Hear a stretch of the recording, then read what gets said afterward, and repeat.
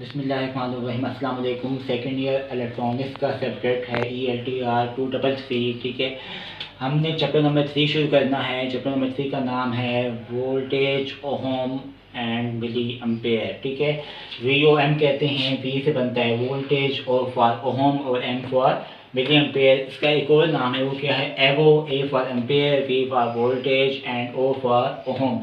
उसका एक और नाम है, वो क्या होता है? मल्टीमीटर होता है। मल्टीमीटर जो होता है ऐसा मीटर होता है जिसमें हमारे पास करंट, रेजिस्टेंस या वोल्टेज की पैमाइश कर सकते हैं। ठीक है, मतलब मल्टी का मतलब क्या होता है? मैनी। ठीक है, जिसमें एक से ज़्यादा जो मकदारें होती हैं या क्वांटिटीज़ होती हैं उसकी आप पैमाइश कर सकते हैं। ठीक है, मल्टीमीटर आपको क्लास में भी दिखाया हुआ है कि मल्टीमीटर जो होता है वो होता कैसे है। ठीक है, अब सवाल ये पैदा होता है कि मल्टीमीटर की ज़रूरत क्यों पेश आई? हमारे पास एम्पेयर मीटर मौजूद है, वोल्ट मीटर भी मौजूद है और हमारे पास ओम मीटर भी मौजूद है, तो हमने मल्टीमीटर क्यों बनाया? ठीक है, मल्टीमीटर की अहमियत इसलिए ज़्यादा इम्पोर्टेंस है क्योंकि मल्टीमीटर जो होता है उसमें एक से ज़्यादा मकदारों की पैमाइश हो सकती है। ठीक है, अगर आपने एक मल्टीमीटर ले लिया है तो आपको ना एम्पेयर मीटर लेना पड़ेगा, ना वोल्ट मीटर लेना पड़ेगा, ना ओम मीटर लेना पड़ेगा। ठीक है, मतलब क्या होता है कि इसकी जो प्राइस जो है वो क्या हो जाएगी? कॉस्ट फैक्टर जो होता है वो क्या हो जाएगा? कम हो जाएगा और उसको मैनेज करना भी क्या हो जाएगा? आसान हो जाएगा। ठीक है, और अब जो मल्टीमीटर होता है उसके हिस्से कौन से होते हैं? पहला जो हिस्सा इसका हिस्सा होता है वो होता है गैल्वानोमीटर होता है। गैल्वानोमीटर जो होता है वो किसके ऊपर मुश्तमिल होता है? हमारे पास उसमें होता है PMMC होता है। आपको बताया हुआ है कि PMMC से क्या बनता है? P for permanent, M for magnet, M for moving और C फॉर कॉइल। मतलब इसमें हमारे पास क्या होता है? परमानेंट मैग्नेट होता है और मूविंग कॉइल भी होता है। ठीक है, इसकी शेप आपको बताई हुई है। ठीक है, तो सेकंड वाला जो इसका हिस्सा होता है वो क्या होता है? Current varying circuit. वो किसके लिए होता है? करंट की पैमाइश करने के लिए होता है। ये एक मज़ामत होती है, ठीक है, जो कि बहुत कम वैल्यू की होती है और गैल्वानोमीटर के पैरेलल में हम ये इसको लगाते हैं। ठीक है, जो तीसरा जो इसका हिस्सा है वो है वोल्टेज वेरिंग सर्किट। वो कौन सा होता है? वो वोल्टेज की पैमाइश करने के लिए होता है। ठीक है, और ये जो होती है ज़्यादा वैल्यू की मज़ामत होती है और इसको हम गैल्वानोमीटर के सीरीज़ में लगाते हैं। ठीक है, जो फोर्थ वन है वो क्या है? Resistance based circuit. ये कौन सा होता है? ये मज़ामत की पैमाइश करने के लिए होता है। ठीक है, ये जो होता है बैटरी के ऊपर मुश्तमिल होता है और जो सीरीज मज़ामत होती है उसके ऊपर मुश्तमिल होता है। पांचवा जो इसका हिस्सा होता है वो होता है सेलेक्टर स्विच। आपको पता है सेलेक्टर से क्या मतलब है? सेलेक्ट करने के लिए अगर आपने ओम की पैमाइश करनी है तो आपने ओम के ऊपर लेके जाना है, अगर आपने वोल्टेज की पैमाइश करनी है तो फिर आपने V के ऊपर लेके जाना है उसको, और अगर आपने करंट की पैमाइश करनी है तो फिर आपने उसको जो सेलेक्टर स्विच होगा उसको आपने A के ऊपर लेके जाना है। जो आखिरी इसका हिस्सा है वो क्या होता है? कनेक्टिंग लीड्स की दो किस्म की होती हैं या दो तरह की होती हैं। एक होता है रेड, एक होती है ब्लैक। जो रेड होता है जो होता है वो पॉजिटिव होता है, जो ब्लैक होता है वो क्या होता है? नेगेटिव होता है। ठीक है, ओके।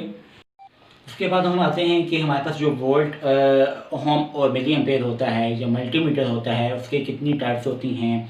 आपको पता है कि हमारे पास दो टाइप के होते हैं, एनालॉग और डिजिटल। की चैप्टर 1 में भी मैंने आपको बताया हुआ है कि हमारे पास जो मल्टीमीटर होता है उसकी दो टाइप्स होती हैं, एनालॉग और डिजिटल। एनालॉग कौन से होते हैं? जिसमें हमारे पास पॉइंटर होता है, स्केल होता है, कंट्रोल स्प्रिंग होता है, बेयरिंग होता है, लुब्रिकेंट होता है। ठीक है, और एनालॉग में क्या होता है कि पॉइंटर की मदद से हमें रीडिंग हासिल होती है, जबकि जो डिजिटल होता है वो ऐसा इंस्ट्रूमेंट होता है या ऐसा मीटर होता है जिसमें डिजिट्स की फॉर्म में जो है हमें रीडिंग हासिल होती है। इसमें से एक्यूरेट कौन से होते हैं? जो डिजिटल मीटर होते हैं वो एक्यूरेट होते हैं ज़्यादा, और जबकि एनालॉग जो होते हैं उतने एक्यूरेट नहीं होते। एनालॉग में एक एरर आता है जिसका जो पहले मैं आपको बता चुका हूँ, वो होता है पैरालैक्स एरर। ठीक है, जबकि जो डिजिटल इंस्ट्रूमेंट होते हैं उसमें पैरालैक्स एरर जो है वो नहीं आता। ठीक है, जो डिजिटल इंस्ट्रूमेंट होते हैं वो थोड़े से एक्सपेंसिव होते हैं, जबकि जो एनालॉग इंस्ट्रूमेंट होते हैं वो थोड़े से चीप होते हैं या सस्ते होते हैं। ठीक है, और जो डिजिटल जो होता है उसको उसमें उसकी जो मैन्युफैक्चरिंग होती है वो क्या होती है? बहुत मुश्किल होती है, जबकि जो एनालॉग जो होते हैं उसको बनाना जो होता है बहुत आसान होता है। ठीक है, बनिस्बत जो होता है डिजिटल के। ठीक है, मतलब क्या है कि इनके क्या हैं, ये फ़ायदे भी हैं, नुकसानात भी हैं, और इन दोनों में जो फ़र्क होता है वो भी आपको बता दिया है। ओके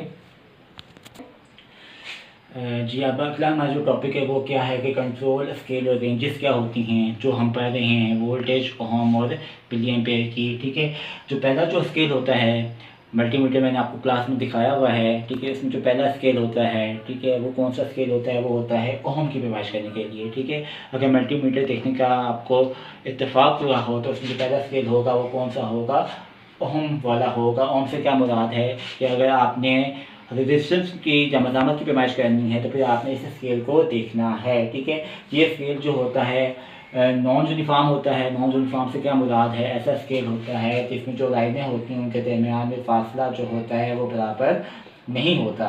जबकि जो लीनियर स्केल होता है वो क्या होता है, ऐसा स्केल होता है जिसमें जो लाइन के दरमियान में फासला होता है वो क्या होगा, बराबर होगा, ठीक है। इसकी रेंज क्या होती है, रेंज इसकी होती है 0 से लेकर इन्फिनिटी के दरमियान में इसकी रेंज होती है।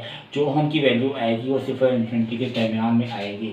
तो सेकंड वाला जो स्केल होगा, इसके नीचे जो स्केल होता है वो कौन सा होता है, वो होता है डीसी कंट्रोल होता है या एसी कंट्रोल होता है।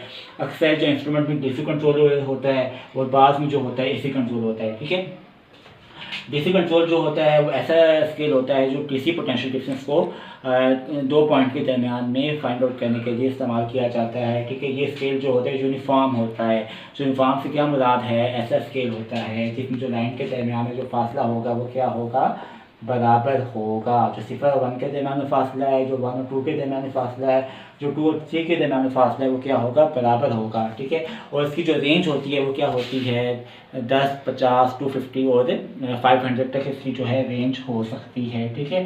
अच्छा, जो तीसरा वाला जो है वो होता है एसी कंट्रोल। इसके नीचे जो स्केल होगा वो कौन सा होगा, एसी कंट्रोल होगा। एसी पोटेंशियल डिफरेंस को पॉइंट के दरमियान में निकालने के लिए इस्तेमाल किया जाएगा।